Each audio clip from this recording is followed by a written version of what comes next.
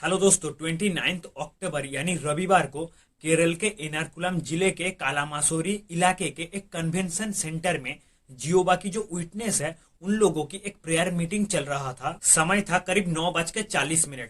उस समय के कुछ ही मिनटों के अंदर लगातार 3 ब्लास्ट हुआ उस कन्वेंशन सेंटर के अंदर, और इस ब्लास्ट में अभी तक 3 मारे गए हैं और 50 से भी ज्यादा बहुत ही गंभीर रूप से घायल हुए हैं। इस ब्लास्ट में जो 3 मारे गए हैं उसमें से एक लड़की थी 12 साल की जिसका नाम था लिबिना। उसकी बॉडी का 95% आग में जल गई थी और उसका इलाज वेंटिलेटर पर किया जा रहा था। और जो 2 महिला मारे गए हैं उसमें एक 60 साल की महिला थी लेओना पलोस और एक 53 साल की महिला थी जिसका नाम है कुमारी। उस कन्वेंशन के तीसरे दिन में ये ब्लास्ट हुआ जब उस कन्वेंशन सेंटर में 2000 से भी ज्यादा लोग शामिल हुए थे। और पहला जो ब्लास्ट हुआ वो प्रेयर सेशन के बीच में हुआ। उस एक्सप्लोजिव को एक टिफिन बॉक्स के अंदर रखा गया था और उस एक्सप्लोजिव को ट्रिगर करने के लिए एक रिमोट कंट्रोल डिवाइस का इस्तेमाल किया गया था। ब्लास्ट की इम्पैक्ट को और ज्यादा करने के लिए उस टिफिन बॉक्स के पास पेट्रोल की एक भरा हुआ बोतल को रखा गया था, जिससे ब्लास्ट के तुरंत बाद ही उस पेट्रोल की बोतल में आग लग जाती है। इससे पूरे कन्वेंशन सेंटर में पूरी तरह से आग फैल जाती है। इस धमाके के तुरंत बाद ही बीजेपी और संघ परिवार ने सोशल मीडिया पर शिकायत करी। स्टेट गवर्नमेंट के फेलियर के कारण केरल कट्टरपंथियों के लिए एक सुरक्षित जगह बन गया है। ट्विटर पर आपको ऐसे भरे पड़े ट्वीट देखने को मिलेंगे, हालांकि अभी आपको देखने को नहीं भी मिल सकता है। दिल्ली और केरल के बीजेपी के लीडर्सों ने दावा किया है इस धमाके के पीछे मुस्लिम कट्टरपंथी संगठनों की हाथ है। इनडायरेक्टली ये लोग इस धमाके को हमास के साथ जुड़ने की कोशिश कर रहे थे और एक अलग पॉलिटिकल नैरेटिव को दिखाने की कोशिश कर रहे थे,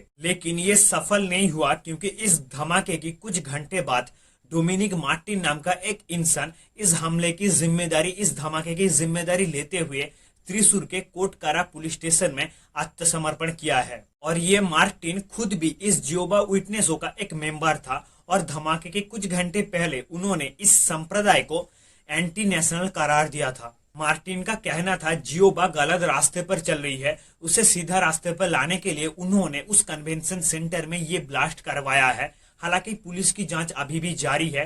पुलिस ये भी जांच कर रही है कि मार्टिन की बात गलत है या सही। हालांकि मार्टिन का आत्मसमर्पण वाला वीडियो सामने आने के बाद, यानी जिस वीडियो में मार्टिन ने इस धमाके की जिम्मेदारी अपने ऊपर ली है, वो वीडियो सामने आने के बाद बीजेपी के खेमों में जो प्रचार चल रहा था वो थोड़ी कम हो गई है। लेकिन union home minister Amit Shah की मिनिस्ट्री केरल स्टेट गवर्नमेंट के ऊपर दबाव बढ़ा रहा है और उसी के साथ जो स्टेट एंटी टेररिज्म विंग है उसे भी इस मामले की जांच करने के लिए मांग की है। हालांकि शुरुआती जांच के बाद ये साफ हो गया है कि इस धमाके के पीछे कोई भी दूसरी मुस्लिम संगठन या हमास की हाथ नहीं है, बल्कि एक आम इंसान की पर्सनल एंगर की वजह से ये किया धरा है, ये धमाका हुआ है। लेकिन बीजेपी, आरएसएस, संघ परिवार इस मामले में केरल के स्टेट गवर्नमेंट के ऊपर दबाव बढ़ा रहा है, प्रेशर क्रिएट कर रहा है, क्योंकि पिछले शुक्रवार केरल में हमास पॉलिट ब्यूरो का फाउंडिंग मेंबर और 2017 में हमास का जो चेयरमैन बना था